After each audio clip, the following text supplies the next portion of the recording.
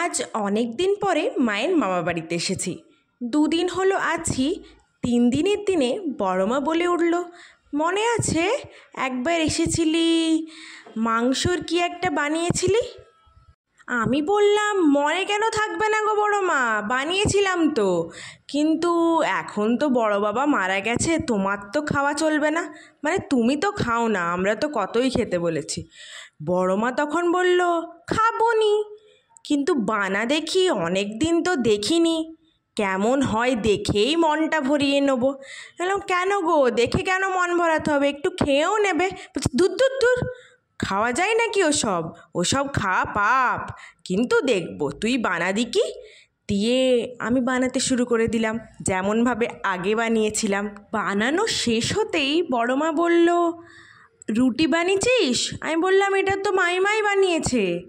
তখন বলল, একটা রুটির সাথে একটু আলুটা তো খাওয়া চলবেই বল।